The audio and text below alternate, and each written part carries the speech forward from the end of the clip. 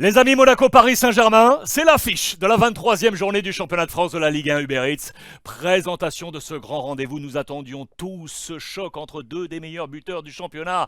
Le capitaine monégasque Ben Yedder face à Léo Messi. Eh bien non, vous le savez peut-être, Messi est préservé, il ne sera pas du rendez-vous en vue bien évidemment du match de Ligue des Champions face au Bayern Munich. Il ne sera pas là, nous serons là, le team Free Ligue 1, diffuseur officiel du championnat, vous le savez. On sera là, attention, avec un horaire particulier, hein, le match est à 17h, nous serons en direct sur la pelouse à partir de 15h45 et c'est gratuit sur les chaînes YouTube. La gratuité également avec l'application Free Ligue 1, quel que soit votre opérateur. Téléchargez l'application pour avoir tous les buts quasiment en temps réel, plus les résumés 15 minutes après le coup de sifflet final. On sera là avec Aurore, avec Juliane, avec Rio et avec vous bien évidemment pour ce grand rendez-vous. Comme d'habitude maintenant depuis l'entame de la phase retour, je vous remémore en mode rétro ce qui s'était passé au match aller. Et vous allez voir que la résonance, il y a des choses communes avec ce qui se passe aujourd'hui. Et pourtant c'était le dimanche 28 août, avec cette une de l'équipe, le pari de tous les paris. Parce que le Paris Saint-Germain avait réussi une entame de championnat absolument monstrueuse. Premier focus, c'est ici avec Paul Mitchell, le directeur sportif de l'AS Monaco, qui vous le savez est très certainement en partance d'ailleurs du Rocher, 41 ans. Pour ceux qui ne le savent pas, c'est un ancien footeux, hein. Deuxième, troisième, quatrième division anglaise en tout et pour tout. 162 matchs joués, notamment du côté de Wigan ou encore de Milton. Il parlait de l'écart, et notamment l'écart financier entre les deux clubs, mais il voulait que l'écart sportif, lui, se réduise au maximum, et Monaco est en train de le réussir d'ailleurs. Vous le savez, Monaco qui est parfaitement positionné dans ce championnat de France de Ligue 1. La présentation de ce match, entretenir la flamme avant les secousses, avant le premier grand sprint. Le Paris Saint-Germain allait s'engager dans une série de 7 matchs en 3 semaines, et notamment le début alors de la Ligue des Champions. Le premier match, c'était contre la Juventus de Turin. Paris était bien engagé et on attendait ce premier test pour vraiment savoir si Paris avait les ressources pour cette nouvelle saison. Premier test également pour Renato Sanchez, vous le savez, arrivé de Lille, l'ancien de Benfica. L'heure de la stabilité pour lui, c'était sa première titularisation là pour ce match face à l'AS Monaco. Il était très attendu comme Paris, la valeur absolue, je vous l'ai dit. Paris a à ce moment-là trusté absolument tout, mais Paris n'était pas leader, hein. C'était Lens qui était leader du championnat. Paris était deuxième devant l'Olympique de Marseille et alors l'AS Monaco était 12e. Monaco est bien remonté dans ce championnat. Je vous rappelle dans l'actualité que Herrera filait du côté de Bilbao, peu utilisé du côté du Paris Saint-Germain. Et c'était les grands débuts de la défense à 3 du côté de l'AS Monaco. C'est là qu'on a consolidé ce schéma qui est toujours en place. D'ailleurs du côté de Philippe Clément, du côté de l'ASM. Renato Sanchez, baptême princier, vous l'aurez compris, c'était le rendez-vous approché pour lui. Sauf que, eh bien, le scénario a été absolument incroyable. Regardez ce titre. Accroché, un but partout entre les deux formations. Un but partout, souvenez-vous. Et à l'arraché pour ce point du match nul avec un penalty transformé par Neymar en toute fin de match. Photo symbole parce que Disasi a été monstrueux dans ce match. On va revenir sur ses compositions d'équipe.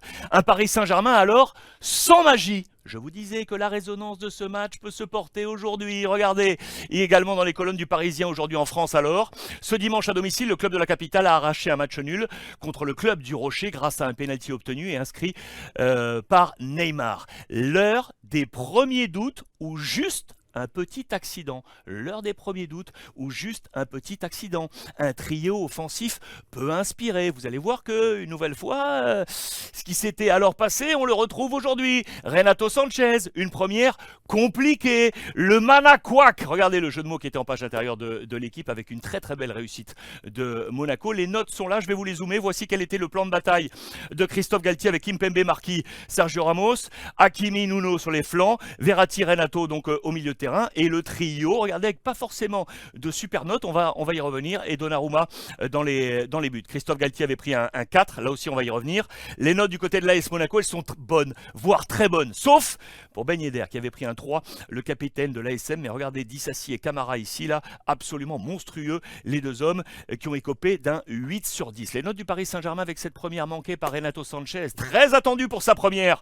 Le Portugais a livré un match particulièrement terne, incapable d'être une solution pour le porteur dans la relance. C'est toujours de ça qu'on parle en ce moment du côté du milieu de terrain du Paris Saint-Germain. C'est une affaire à suivre dans ce match retour. Christophe Galtier avait pris lui un 4 sur 10. Philippe Clément, son homologue, est dans son jardin au Parc des Princes. Il a lu toutes les intentions et le plan de jeu de l'entraîneur parisien.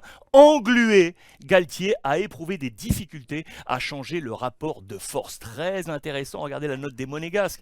À l'inverse, avec donc un super Super Disasi face à l'Armada parisienne. 17 buts inscrits au cours des 3 premières journées. Le défenseur a disputé une rencontre dont il pourra se souvenir longtemps. Je vous donne d'ailleurs rendez-vous là. Sachez qu'à la mi-temps du Monaco-Paris Saint-Germain, interview Free Ligue 1 avec Monsieur Disasi. Soyez du rendez-vous parce que je peux vous dire également sur les réseaux sociaux, c'est un bon petit moment passé avec le copain de l'AS Monaco. À titre d'information dans ce match, regardez, pas forcément énormément de tirs cadrés. 5 côté Paris Saint-Germain, 3 du côté de l'AS Monaco. La possession pour les Parisiens à hauteur de 67%.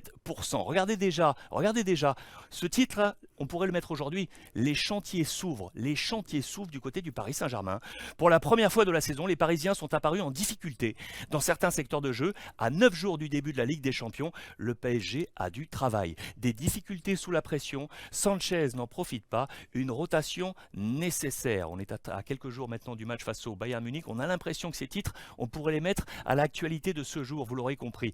Le retour du milieu fort, c'est le milieu de l'AS Monaco. Et Neymar s'est emparé du penalty. On était dans pleine affaire de ce fameux penalty gate, vous vous souvenez, avec Kylian Mbappé. À voir s'il y a un penalty dans ce match, qui va le frapper. C'est une affaire à suivre. Et puis enfin, pour terminer, je voulais vous montrer ça. Voici l'armada actuelle de l'AS Monaco pour faire face à la défense du Paris Saint-Germain.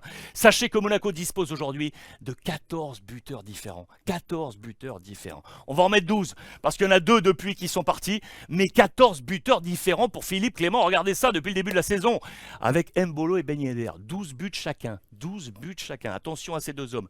Golovin 4, Maripane 3, Ben Seguir 3, Diatta 2, Folland 2, Disasi 2, Badiachil, je vous l'ai mis en noir et blanc parce qu'il est parti du côté de Chelsea, 2 buts inscrits, Minamino 1, Boadu 1, Fofana 1, Caio Henrique 1 et le petit Diop parti à Nice 1. 14 buteurs au total, 2 sont partis, ça fait 12. L'armada offensive de Philippe Clément pour essayer de faire tomber le Paris Saint-Germain avant ce choc face au Bayern Munich. On a tous en tête l'échec en Coupe de France face à l'Olympique de Marseille. Paris doit réagir, taper du poing sur la table. On le rappelle, 8 points d'avance sur Marseille. On a un petit matelas, mais les doutes planent. Il faut réagir avant la Ligue des Champions. Rendez-vous 15h45 sur YouTube, c'est gratuit.